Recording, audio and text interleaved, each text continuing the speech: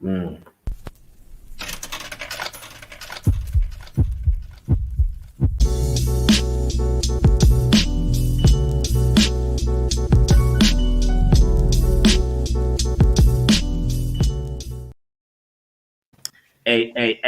Hey, welcome to another episode of the Post Up, and I'm joined by the homies, Summer League All-Star and Thabo.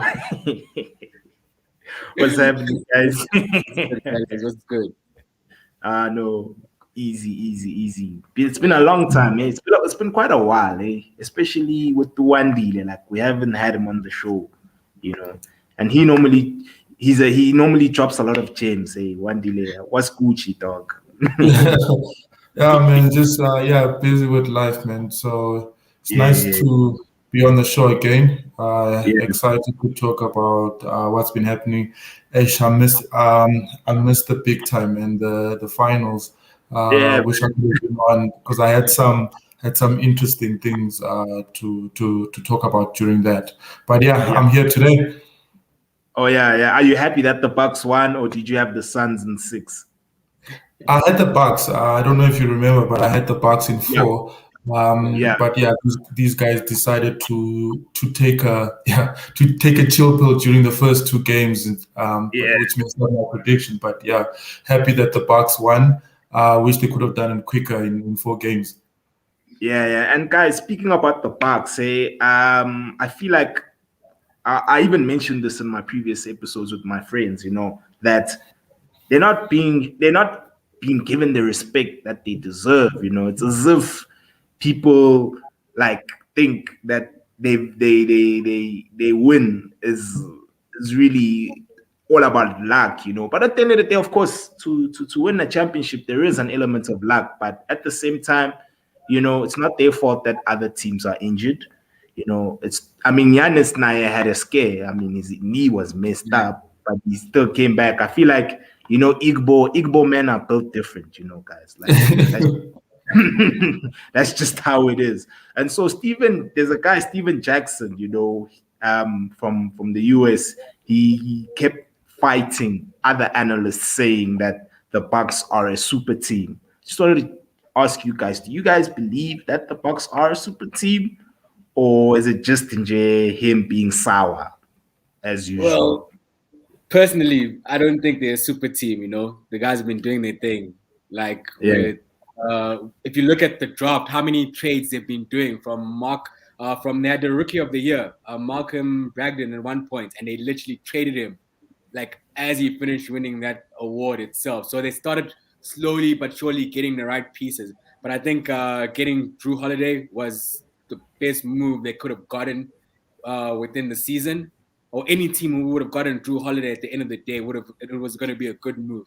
But at the same time, if you look at how they played in the playoffs, they didn't have it easy. They were always scrapping and they were always fighting back. At some point, they're either 2 games down. Now we got to win. It's a couple of games, but otherwise, when we talk about a super team, that's nowhere close to being a super team. That's my personal opinion, though. Yeah. When I want delay, what's your take, bro? My take is they're a super team, man. They beat everybody. Come on. What makes He was waiting to say it. Oh my God. So yeah, for me, they're a super team. They were unstoppable. Giannis went out in the Atlanta series. His knee bent backwards. It went in a way that a knee is not supposed to go, and he still was able to come back and play so well and win the MVP. But for me, as in a super team, what is a super team? Super team, these guys were all drafted or put together. They weren't recruited to come and play with Giannis. These guys were drafted or traded through the right way. Middleton played in the G League. Giannis, people just pass him up. There's a skinny, scrawny dude. The guy started taking his supplements and gained some weight, put on some muscle, killed it in the paint. So for me, not a super team. You know who was a super team? For me, the only super team I would say was the Golden State Warriors with Snake Durant. Because, those were four guys that were drafted in the lottery. Plus, they still had Iguodala coming off the bench. They were stacked. No one said anything about that. No one was like, no, let's stop the team. So I think this is more hate on Giannis. Maybe he's not American enough. Maybe he's not cool enough. Maybe he's just different. But for me, the guy has not gotten the respect that he deserves. People question his game. Who was that? The beard. Who's that fat dude? The beard was telling him what does he do. Perkins. Kendrick Perkins and Harden. James Harden. When you say, that no one needs no skill to jump. If no one needs no skill to jump, then why can't you do it? Why did you have to join Brooklyn and form a super team yourself? Guys. Come on. Like I get where James Harden was coming from at that point of view. As a basketball player, I understand completely. I don't agree with him saying it out loud in public. You know, there's some things that you guys can just always fight back, but I understand where he's coming from. When we talk about skill and we look at other big men, when you're talking about a skillful big man, as someone that you can match up with Giannis, we're talking about Nikola, you know, someone who can pass, someone who can shoot, someone who can do everything at the same time. That's the skill he's talking about. Giannis can't. I think James Harden can't fight that. But with Giannis, I get where he's coming from, and I understand. But we can't blame him for being tall.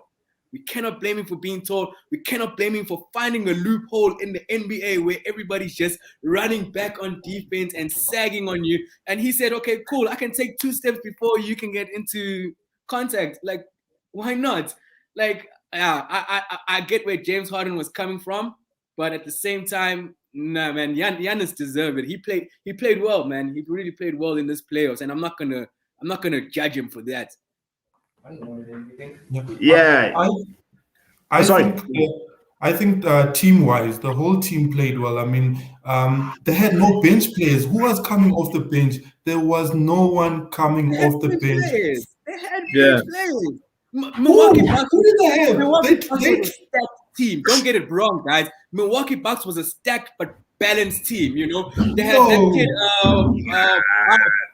He was a G League MVP before San Antonio took him, and San Antonio let him go. That guy was consistent when he came to the 3-pointer. He was very consistent. He averaged his 10 points, and that's what he needed. He had Bobby Portis. Bobby Portis was doing his thing. 10 points. I wouldn't say the Suns made it to the playoffs because they had players on the bench who were always going to contribute. At least 8 out of your 12 players, you had 8 players who were going to give you 10 points. And then, of course, you have Booker, who can either go off on that day. It's 20 points. Chris Paul with 20. Ayton with another 20. You had those key players that are always going to give you above your 20 points or above your 15 points. But look at how the Suns bench played, and that's why they made it to the final. You know, they had players who were willing to score. Everybody was going to contribute something, and which is exactly what the Milwaukee Bucks had. They had contributors at the right time. In the closing game, didn't Giannis score half the points? Come on, guys. Yeah, he scored half the points. Who was the closer throughout the whole tournament, guys? Throughout the whole tournament for Bucks. Take out Middleton. Leave Giannis and give him all the points he has. Take out Middleton, guys, and tell me all the right plays that guy made. He didn't have to. I think the final game he scored 15 points. 15 points coming off a 40-point game.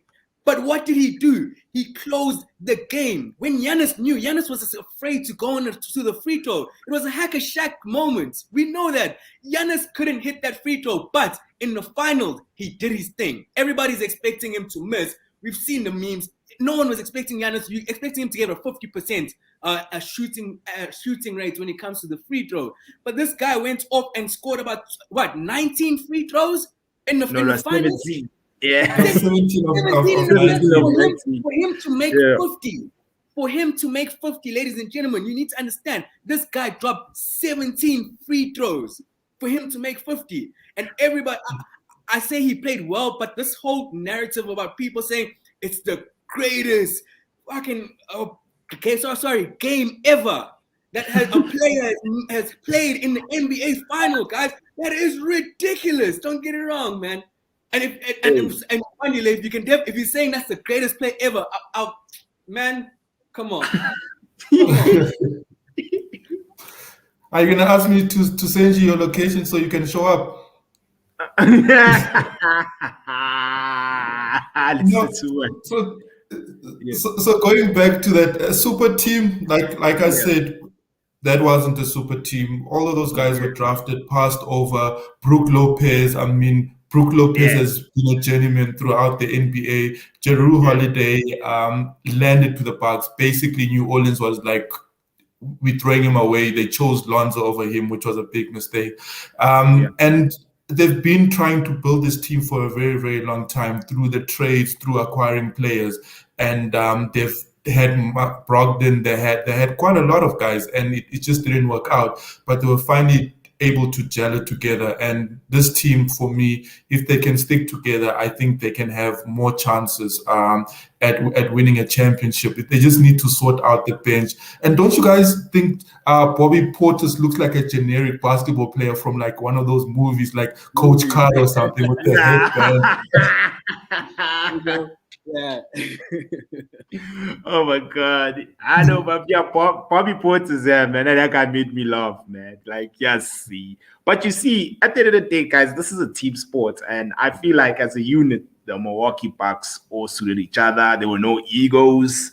Each and every person assembled their role. And that's pretty much what Team USA is struggling with right now. They've got too many guys who are so used to being the lead scorers. And now, when it's time for them to play as a unit, they really can't assemble and assign roles for one another. And the question that I have for you guys now is, I'm not sure if you guys saw, but the rules are being changed, especially the offensive foul rules. You know, which players do you think these rules are gonna affect the most? You know, starting with you, Wandile. Finally, they changed that rule, man. These guys, like I said, these guys were basically running around the court, running insurance fraud, waiting for someone to bump them, and then they'll toss the ball up and they'll go to the free throw line. Finally, this has changed. The first person that this is going to affect is the beard and his big stomach. I mean, that dude was just running around looking for fouls. I mean, this is not good basketball. You can't watch that. The next one is what's his name? That boy from Atlanta Hawks, another insurance fraudster, Trae Young. Affect him and Booker. I think Booker, most of the time, if you saw him in the finals, most of those misses was not that because he couldn't take the shot. He was like waiting for someone to hit him and then he'll throw him up. And PJ Tucker, being in the game for such a long time, will just put his hands up, get out of his way, and he'll toss it up and miss the shot because that's what he was looking for. He was looking for contact. I think it's great they've changed this rule. Now we can actually see guys actually getting proper shots, not looking for fouls. I mean, in what we call it in soccer, guys looking for a dive. I think if a guy flops, he should get a foul against him. And the rest don't call that enough. Yeah. You Thabo, Doug, your take since you were a baller. Man. I listen here, man. I'm a point guard when I play the game, and I feel like it is. I agree with the whole game. You know, in terms of the kicking the leg out, I'm against that. You know, but it's part of the game. You know, you have a 6-foot guy coming into the league who's a lethal shooter. He's trying to change the game, the way he's playing the game. Driving in and shaking and baking, and now something that he's been playing his whole life of playing basketball, where it got him to the place where he is. Now he's been told that, look, man, you can't do it. You know, next thing you know, they're gonna move that 3-point line because everybody's gonna start complaining that Trae, Steph they're just making these things so easily. Move it back, and where is it going to end? You know, like play the game, let the boys play. As long as I agree with the fouls, the rules changing at the same time, but as long as it's going to make the game flow better, you know, as long as anything is going to make the game flow better, where there's no stop starts, let's review this, what's going on, because now basketball is coming to an era where it's looking like it's NFL. You know, anything could be reviewed nowadays. Like, yo, coach, let's review it, give the timeout. No, come on, man, let the boys play. You know. Like growing up, like we were saying, no blood, no foul. So Yeah. But another thing is as well is that I'm also glad that the rules are being changed, because when you look at FIBA rules are different, you know. And I think part of the reasons why Team USA has also been struggling is because they're so used to they're so used to certain fouls being given to them, and now because it's FIBA, it's different. You know, with FIBA, there's the physical aspect in the game as well. And I mean, players that are very good defensively, I mean, it will benefit them a lot. I mean, players like about Drew Holiday, they're now gonna get even more steals. They're gonna get more blocks. Even Giannis as well. Him being so strong in the paint, it's gonna benefit him. You know, he might get even 10 blocks a game. You know, for me as well, I agree with you, Wandile. Like, hey man, these rules, it's good that they are here and they must stay. You know, it will make the game better. Yeah. You have something to say? We need to start investigating everybody in the NBA. Just investigating everyone from Jerry West coming down to and find out from Bill Russell how he won all of these championships. You know, like one thing I was telling a friend of mine was that you can see with FIBA that the courts are small. So these players in the NBA that are able to play that one-on-one play, your Dame, are struggling so much because the FIBA court is smaller. And of course, we know that three is much more closer and all of that. But yeah, I agree. I see. As I mentioned, I agree with the rules changing. But I'm saying it's gonna be very difficult for the guys, especially the refs, to adjust to that rule change. Your whole life you've been playing. Then it's simple. Get the FIBA refs then. If they can't do their job, get the FIBA refs. Just put them under pressure in that way. Help the European what's his employment. Yeah. And then guys, last question, guys. Who do you guys have for the gold medal in the in the Olympics? Do you guys think the Team USA will win, or do you think maybe Luka Doncic will, maybe with Slovenia? No. For me, I think Team USA will take this gold medal. They just need to get rid of that coach, man. He's trying to coach the Spurs-like system. Guys must imagine you have Dame Lillard and KD, and you want them to pass up open opportunities. Nah, man. The Spurs-like basketball does not work anymore. Kawhi Leonard, this is why the reason he left, because, I mean, they were stifling him offensively. I don't know, give that coach some COVID, let him get locked up in the hotel or something, and let these guys free, man. Let them play as they want to. Let KD run the ball. Let Dame Lillard shoot from halfway. And like you say, the FIBA court is smaller. I'm sure Dame could shoot from his own court and get it in. Yeah. So that's my take. Get rid of Popovich, man. It's like he's basically killing the team. You must share the ball. Why do you have to share the ball when you have KD? I agree with you. Like I feel Pop just needs to let the boys play, let the boys lose. You know, no need to be running this structural game. I'd rather have Team USA attempt 100 3-pointers in the game and make 69 of those 3-pointers. You know. And we know it's possible with the team that you have put together at the end of the day. What do you say it? 69. out of 100, I'd rather have them attempt 100 3-pointers to make 69. Even if they make 50 of those 3-pointers, half of them, guys, that's enough to win a game. That's 150 points. Without you doing much, without you exerting, and you have players. You have the players who can just one day explode, you know. It's 3-pointer is a 2-pointer for them when we're looking at back in the NBA. But otherwise, the Team USA have been on the highest stage. They're not gonna drop the ball at the highest stage, especially in a knockout. But if they face France one more time, French boys are gonna take it. But I see the USA winning. I see the USA. Fournier, my nigga. Fournier plays for my team, the Celtics, bro. Man, get out there, man. All right, guys. No, thank you so much, guys, for availing yourself for this episode. Thanks for your feedback and everything. Hopefully, we can do this more often. And yeah, guys, please like, comment, share, subscribe to the channel. It helps with the algorithm. And this is the Post Up, and we are. Cheers, man. Thank you. Peace, man. Peace. Peace.